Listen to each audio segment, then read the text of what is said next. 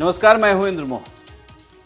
दिल्ली में कोरोना संक्रमण के मामले लगातार बढ़ रहे हैं। केंद्र सरकार, राज्य सरकार, एमसीडी के बीच अभी तक तालमेल की भी कमी दिख रही है। तो वहीं अब सुप्रीम कोर्ट ने भी दिल्ली सरकार पर थोड़ी सख्ती दिखाई। सुप्रीम कोर्ट में आज दिल्ली के हालात को लेकर सुनवाई चल रही थी। इसी दौरान सुप्रीम कोर्ट ने दिल्ली के हालात पर चिंता व्यक्त की।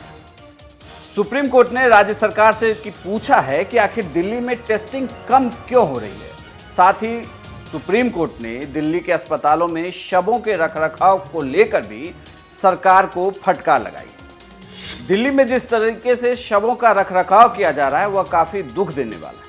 इस दौरान सुप्रीम कोर्ट ने कहा है कि दिल्ली में कुछ दिक्कत है क्योंकि टेस्टिंग अब 7,000 से कम होकर सिर्फ 5,000 तक पहुंच गई है, जबकि संक्रमण के मामले रोज बढ़ते जा रहे हैं। सुप्रीम कोर्ट ने दिल्ली सरकार से पूछा है कि आपने टेस्टिंग क्यों घटा दी।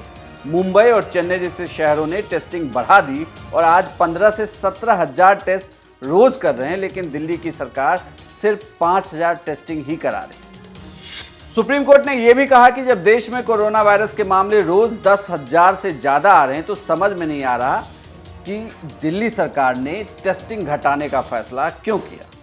इसके साथ साथ ही सुप्रीम कोर्ट ने यह भी दिल्ली सरकार को कहा है कि शवों के रखरखाव के हालात काफी खराब हैं। परिवार के लोगों को मौत की जानकारी भी नहीं दी जा रही है।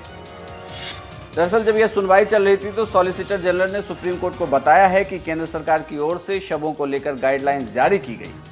साथ ही सॉलिसिटर जनरल ने यह भी कहा कि मरीजों के इलाज को लेकर सरकारों के द्वारा काम किया जा रहा है, लेकिन शवों को लेकर जो दिल्ली के हालात हैं वो काफ़ी भयावह है। सुप्रीम कोर्ट ने कहा कि केंद्र सरकार की गाइडलाइंस के बाद भी अगर राज्य इन्हें लागू नहीं कर रहे हैं तो केंद्र सरकार क्या कर रही है। अगर बेड हैं तो फिर सरकारी अस्पतालों की स्थिति ऐसी क्यों है कि जनता को अभी भी बेड उपलब्ध नहीं हो रहा।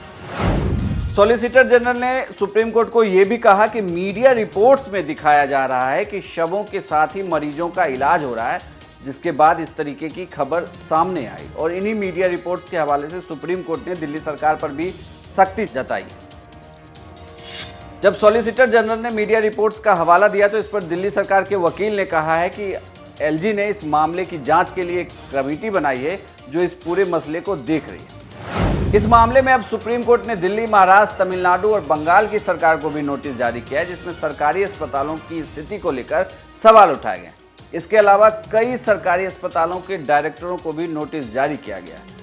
सभी को मरीजों की देखभाल की जानकारी अदालत को देनी होगी।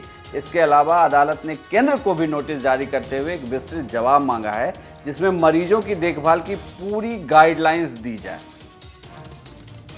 आपको बता दें कि दिल्ली में कोरोना वायरस के मामलों और शवों के रखरखाव को लेकर सुप्रीम कोर्ट ने स्वतः संज्ञान लिया था, जिसके बाद जो सुप्रीम कोर्ट ने आज कहा यह दिल्ली सरकार के लिए एक बार फिर से थोड़ी मुश्किल बढ़ सकती है, क्योंकि दिल्ली सरकार को ये कहा गया है कि उन्हें बताना है कि आखिर दिल्ली में टेस्टिंग लगातार कम क्यों हो रहे हैं, जबकि राज्य में लगातार कोरोना संक्रमण के मामले बढ़ते ही जा रहे हैं।